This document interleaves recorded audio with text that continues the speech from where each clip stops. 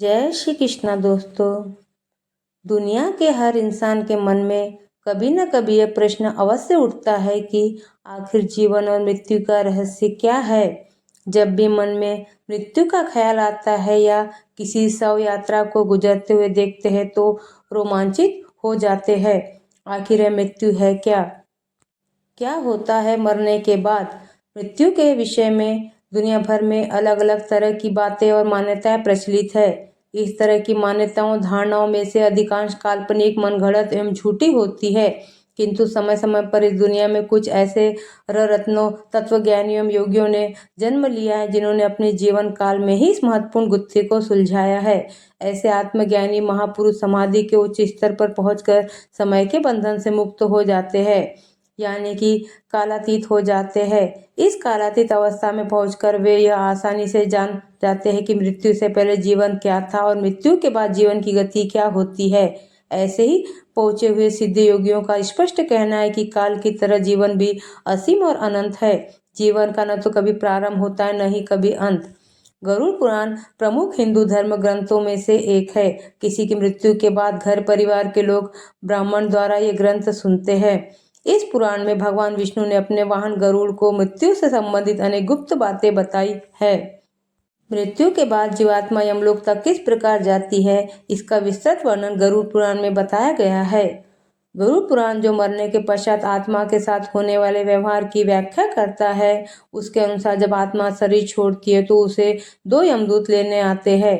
मानव अपने जीवन में जो कर्म करता है, यमदूत उसे उसके अनुसार अपने साथ ले जाते हैं। अगर मरने वाला सज्जन है, पुण्यात्मा है, तो उसके प्राण निकलने में कोई पीड़ा नहीं होती, लेकिन अगर वो दुराचारी या पापी हो तो उसे पीड़ा सहनी पड़ती है।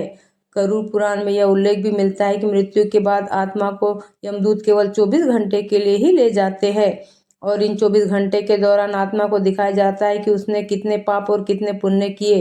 इसके बाद आत्मा को फिर उसी घर में छोड़ दिया जाता है जहाँ उसने शरीर का त्याग किया था।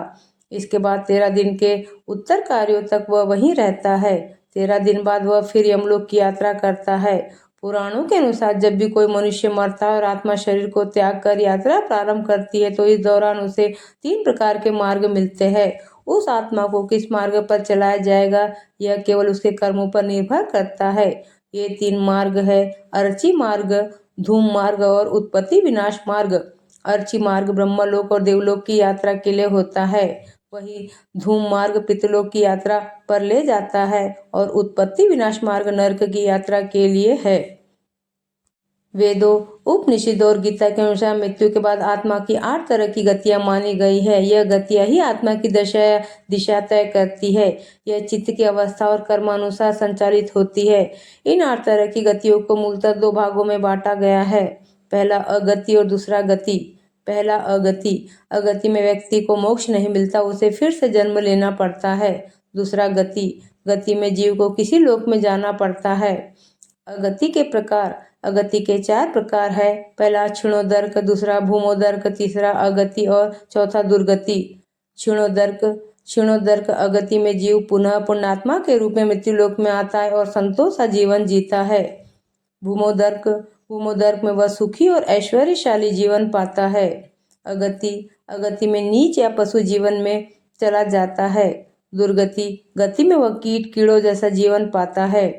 गति के प्रकार। गति के अंतर्गत 4 लोक दिए गए हैं। पहला ब्रह्मलोक, दूसरा देवलोक, तीसरा पितृलोक और चौथा नरकलोक। जीव अपने कर्मों के अनुसार उक्त लोकों में जाता है। पुराणों के अनुसार जब भी कोई मनुष्य मरता है या आत्मा शरीर को त्याग कर यात्रा प्रारंभ करती है तो इस दौरान उसे 3 प्रकार के मार्ग मिलते हैं। ऐसा कहते हैं कि उस आत्मा को किस मार्ग पर चलाया जाएगा, यह केवल उसके कर्मों पर निर्भर करता है। गरुड़ पुराण के अनुसार जिस मनुष्य की मृत्यु होने वाली होती है वह बोलना चाहता है लेकिन बोल नहीं पाता। अंत समय में उसकी सभी इंद्रियां, बोलने सुनने आदि की शक्ति नष्ट हो जाती है और वह जड़ अवस्था में हो जाता है, यानी हिल डुल भी नहीं पाता। इसके बाद उसके मुंह से झाग निकलने लगता है और लार टपकने लगती है।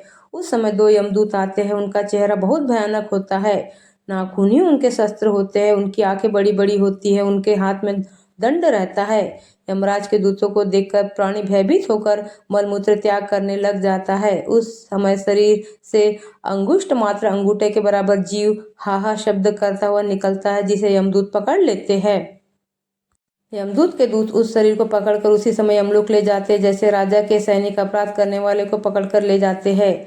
उस पापी जीवात्मा को रास्ते में थकने पर भी यमराज के दूत डराते और उसे नरक में मिलने वाले दुखों के बारे में बार बार बताते हैं। यमदूतों की ऐसी भयानक बातें सुनकर पापात्मा जोर जोर से रोने लगती, किंतु यमदूत उस पर बिल्कुल भी दया नहीं करते।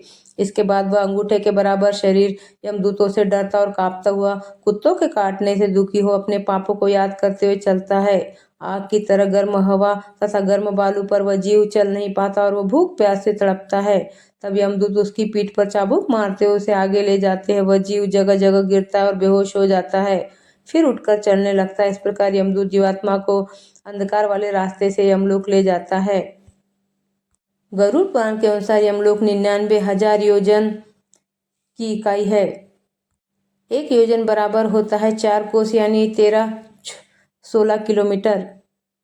वहाँ यमदूत पापी जीव को थोड़ी देर में ले जाते हैं। इसके बाद यमदूत उसे सजा देते हैं। इसके बाद वह जीवात्मा यमराज की आज्ञा से यमदूतों के साथ फिर से अपने घर आती है।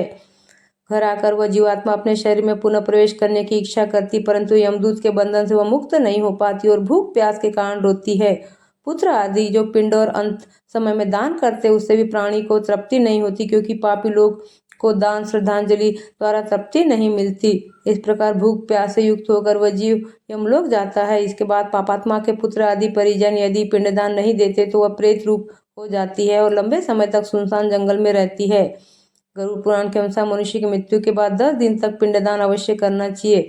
उस पिंडदान के प्रतिदिन 4 भाग हो जाते, उसमें 2 भाग जो पंच महाभूत देह की पुष्टि देने वाले होते हैं, तीसरा भाग यमदूत का होता है तथा चौथा भाग प्रेत आत्मा खाता है। 9वें दिन पिंडदान करने से प्रेत आत्मा का शरीर बनता है। 10वें दिन पिंडदान देने से उस शरीर को चलने की शक्ति प्राप्त होती है। शव को जलाने के बाद पिंड से अंगूठे के बराबर का शरीर उत्पन्न होता है। वहीं यमलोक के मार्ग में शुभ अशुभ फल को भोगता है। पहले दिन पिंडदान से मूर्धा शीर, दूसरे दिन से गर्दन और कंधे, तीसरे दिन से हृदय, चौथे दिन के पिंड से पीठ, 5वें दिन से नाभि, 6ठे और 7वें दिन से कमर और नीचे का भाग, 8वें दिन से पैर, 9वें और 10वें दिन से भूख प्यास आदि उत्पन्न होती है। ऐसे पिंड शरीर को धारण कर भूख प्यास से व्याकुल प्रेत 11वें और 12वें दिन का भोजन करता है। यमदूतों द्वारा 13वें दिन प्रेत आत्मा को बंदर की तरह पकड़ लिया जाता है। इसके बाद वह प्रेत भूख प्यास से तड़पता हुआ यमलोक अकेला ही जाता है। यमलोक तक पहुंचने का रास्ता वैतरणी नदी को छोड़कर 86,000 योजन है।